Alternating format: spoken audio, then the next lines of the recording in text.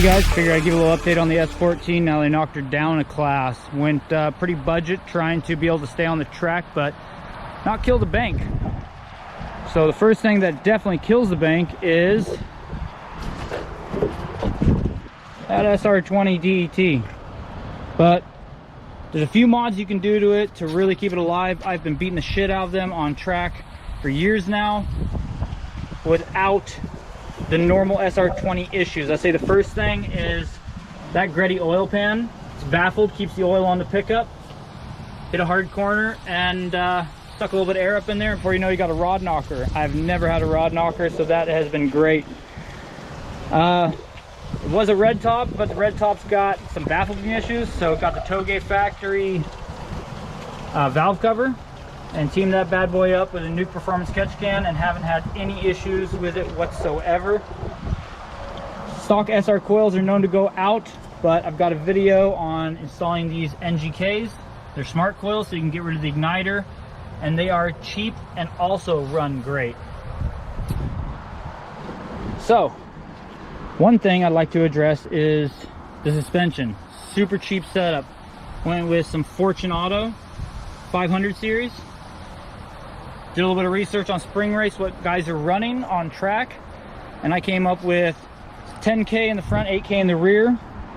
Devin over at Fortune Auto, super knowledgeable. He also looked at my setup and said the same coil rate, so he's working good. Let me know what you guys are running and what works for you.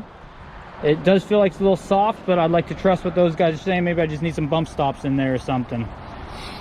Besides that, got a suspension, what is it, polyurethane bushings on some spots, and some aftermarket Megan control arms or Megan control arms to dial in the alignment. Now I'm still working out the alignment, but I'm running 3.5 degrees of negative camber up front, 2.5 in the rear, 0 toe front and rear, and I think like 6 or 7 degrees of front caster. Seems to be working good, but let me know what you guys are running. I'm awfully curious about maybe more negative camber or caster up front.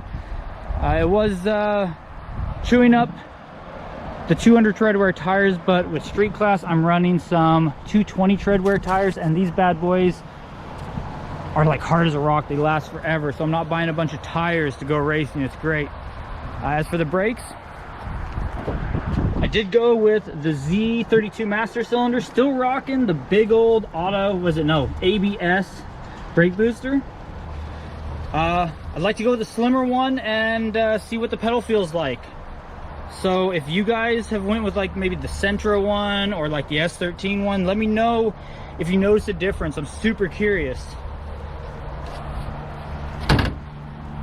Of course, with the master cylinder, I did go with the Z32 calipers and rotors, front and rear.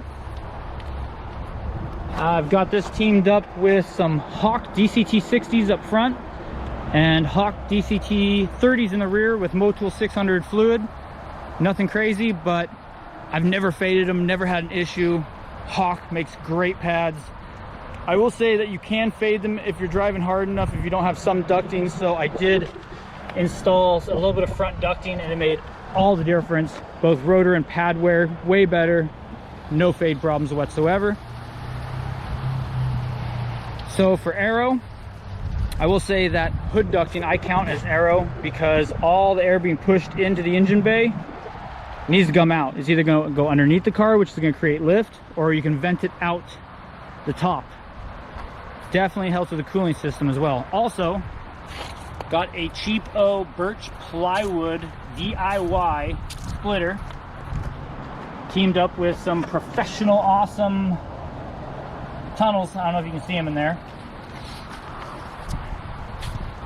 Some OEM style side skirts if they do anything. And got this 9 Lives Racing custom 69-inch aluminum wing. Now they are made in the USA.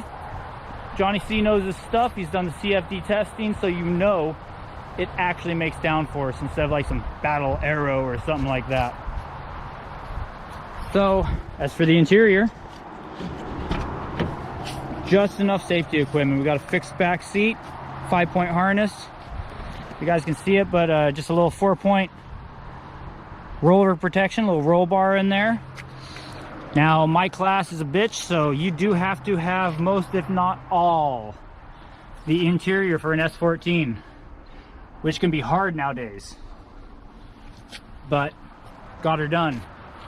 Just your basic gauges, because I can't be a baller and afford one of those cool digital dashes. And not to mention a little bit of fire protection. This foam stuff is a lifesaver. Those powder ones don't do crap. This foam, yeah, it causes cancer, but I'd rather have cancer than burn to death in my car, so definitely good to have.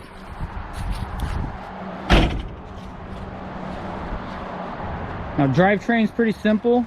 It was a drift car, so it came with Villain's stub axle conversions, Z33 axles, but I wouldn't even get them for this situation. I'm still rocking a stock transmission, stage 1 Spec clutch. It's been great to me. Never had it slip, never blew out the transmission, and plenty of track abuse. Talk about budget, I did go with Enkie RPF1s. Those are 17 by 9.5, I think 18 millimeter, and the fitment seems to be pretty darn good. I do believe these fenders are rolled, but I want to go wider. I mean, I'd like to step it up because these are only 245 by 45 tires, and guys in my class are running like, oh god, I think like 275s. So that's wide for a 9.5 to really fit. I mean, the wider the wheel, the better. Let me know, guys, what you have fit on these cars without rubbing. I would love to go to like a 10 or even like a 10.5 and bump it up to an 18 so I could get all those tire options open up to me. The time of 17s is like over with for performance tires. So I hope you guys liked the video. Let me know in the comments. If you got any ideas, please let me know. Hit me up. All right, guys, take it easy.